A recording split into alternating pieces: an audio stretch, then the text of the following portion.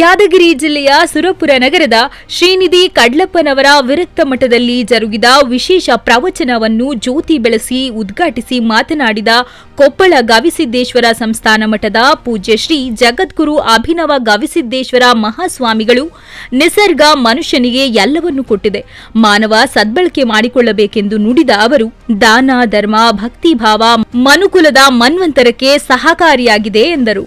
ಯಡ್ರಾಮಿನ ಸಿದ್ದಲಿಂಗ ಮಹಾಸ್ವಾಮಿಗಳು ಪ್ರಾಸ್ತಾವಿಕ ಮಾತುಗಳನ್ನಾಡಿದರು. ವೇದಿಕೆಯಲ್ಲಿ ಶ್ರೀಮಠದ ಪೂಜ್ಯರಾದ ಪ್ರಭುಲಿಂಗ ಮಹಾಸ್ವಾಮಿಗಳು, ಯಡ್ರಾಮಿನ ಸಿದ್ದಲಿಂಗ ಮಹಾಸ್ವಾಮಿಗಳು, ದೇವಪುರದ ಶಿವಮೂರ್ತಿ ಶಿವಾಚಾರ್ಯರು, ಕುಕನೂರದ ಚನ್ನಮಲ್ಲ ದೇವರು, ಹತ್ತಿಗುಡದೂರ ಗಿರಿಮಲ್ಲೇಶ್ವರ ಶಿವಾಚಾರ್ಯರು, ಮಾಜಿ ಸಚಿವರಾದ ನರಸಿಂಹ ನಾಯಕ, ಮುಖಂಡರಾದ ರಾಜಕುಮಾರ್ ನಾಯಕ, ದೊಡ್ಡಪ್ಪ ನಿಷ್ಠಿ, ಸುರೇಶ್ ಸಜ್ಜನ್ ಉಪಸ್ಥಿತರಿದ್ದರು.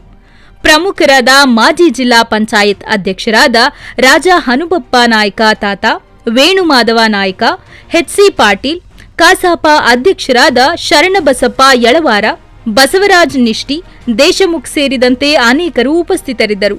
ಪ್ರಕಾಶ್ ಅಂಗಡಿ ಕನ್ನಳ್ಳಿ ನಿರೂಪಿಸಿದರು. ಜಿಲ್ಲಾ ವರದಿಗಾರರು ಸಂತೋಷ್ ಬೋಮಶೆಟ್ಟಿ. ರಾವಣರ ಯುದ್ಧನೇ ಸರಿ, ಗಗನವೇ ಸಾಕ್ಷಿ ಆಗ್ತದೋ, ಸಮುದ್ರಕ್ಕೆ ಸಮುದ್ರವೇ ಸಾಕ್ಷಿ ಆಗ್ತದೋ, ನದಿಗೆ ಸಮುದ್ರಕ್ಕೆ ಹೋಲಿಸಕ್ಕಾಗಲ್ಲ, ನೆನಪಿರಬೇಕು. ಆದ್ರೆ ಸಮುದ್ರಕ್ಕೆ ಸಮುದ್ರವೇ ಸಾಕ್ಷಿ. ಈ ಸಂಕಲ್ಪ ಎದಕ್ ಮಾಡಾಕತ್ತೀನಿ, ಈ ರುದ್ರಾಭಿಷೇಕ ಎದಕ್ ಮಾಡಾಕತ್ತೀನಿ ಅಂದ್ರ, ಪುತ್ರ ಪೌತ್ರ ಧನ ಕನಕ ಪುತ್ರ ಪೌತ್ರಾಭಿವೃದ್ಧಿರಸ್ತು.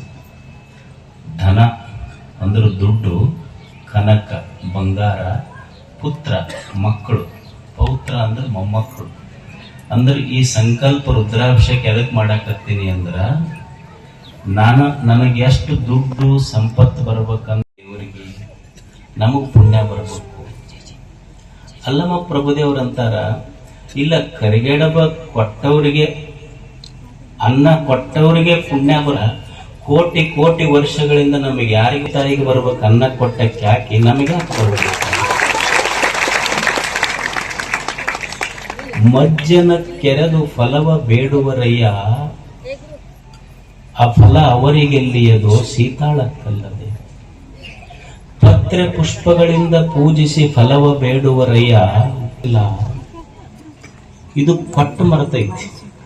ಮನುಷ್ಯ ಒಬ್ಬನೇ ಪಟ್ಟು ಬೇಡದ, ನಿಸರ್ಗ ಕೊಟ್ಟು ಮರೆತೈತಿ. ನಿಸರ್ಗದೊಳಗೆ ಯಾವುದು ಇದೆ?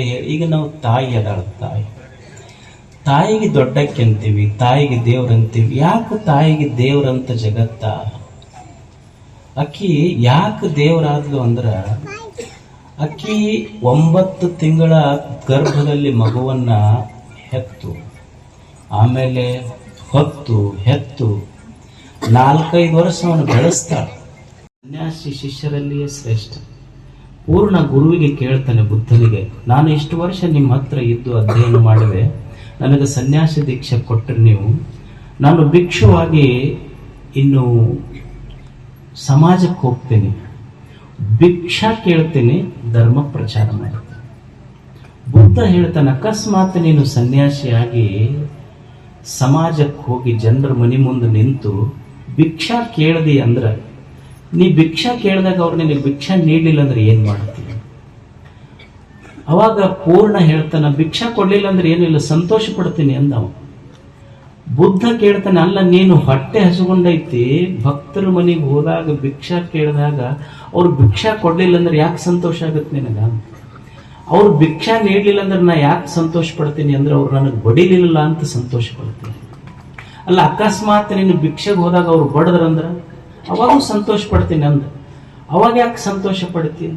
ಇಲ್ಲ ನಾನು ಕಾಲು ಮುರಿಲಿಲ್ಲ ಅಂತ ಸಂತೋಷ ಪಡ್ತೀನಿ. ಅಲ್ಲ ಸಮಾಜದ ಜನ ಒಂದು ದಿವಸ ಅಕಸ್ಮಾತ್ ನಿನ್ ಕೈಕಾಲು ಮುರಿದ್ರಂದ್ರೆ ಏನ್ ಮಾಡಿ? ಅವಾಗೂ ಸಂತೋಷ ಪಡ್ತೀನಿ ಅಂದವ. ಅವಾಗ ಯಾಕೆ ಸಂತೋಷ ಪಡ್ತಿಲ್ಲ? ನನ್ನ ಪ್ರಾಣ ತೆಗಿಲಿಲ್ಲ ಅಂತ ಸಂತೋಷ ಪಡ್ತೀನಿ ಅಂದ ಸನ್ಯಾಸಿ. ಅವಾಗ ಗುರುವನ್ನು ಪ್ರಶ್ನೆ ಮಾಡ್ತಾನೆ, ಅಕಸ್ಮಾತ್ ನಿನ್ನ ಧರ್ಮದ ಕಾರ್ಯ ಮಾಡುವಾಗ, ಸಮಾಜದ ಸೇವೆ ಮಾಡುವಾಗ ಜನ ನಿನ್ನ ಪ್ರಾಣನ ತೆಗೆದ್ರಪ್ಪ, ಅವಾಗ ಏನ್ ಮಾಡ್ತೇನೆ? ಅವಾಗೂ ಸಂತೋಷ ಪಡ್ತೀನಿ ಅಂದವ. ಅಲ್ಲ ಈಗೇನೈತಿ ಸಂತೋಷ ಪಡುವಂತಹದ್ದು? ಅವಾಗ ಪೂರ್ಣ ಹೇಳ್ತಾನೆ, ಏನಿಲ್ಲ, ಜನ ನಾನು ಧರ್ಮದ ಕಾರ್ಯಕ್ಕೆ ಹೋದಾಗ ನನ್ನ ಪ್ರಾಣವೇ ಹೋತು ಅಂದ್ರೆ ಆಗೂ ಯಾಕೆ ಸಂತೋಷ ಪಡ್ತೀನಿ ಅಂದ್ರೆ, ಬುದ್ಧನ ಧರ್ಮ ಪ್ರಚಾರ ಮಾಡುವಂಥ ಪುಣ್ಯ ಕಾರ್ಯದೊಳಗೆ ಪ್ರಾಣ ಹೋತಲ್ಲ, ಇದಕ್ಕಿಂತ ಏನು ಬೇಕು ಒಬ್ಬ ಸನ್ಯಾಸಿ? ಅಂದ್ರೆ ಒಬ್ಬ ಸನ್ಯಾಸಿಯ ಆಯುಷ್ಯು ಇಡೀ ಸಮಾಜಕ್ಕಾಗಿ ಅರ್ಪಿತ ಆಗಿರ್ತದೆ.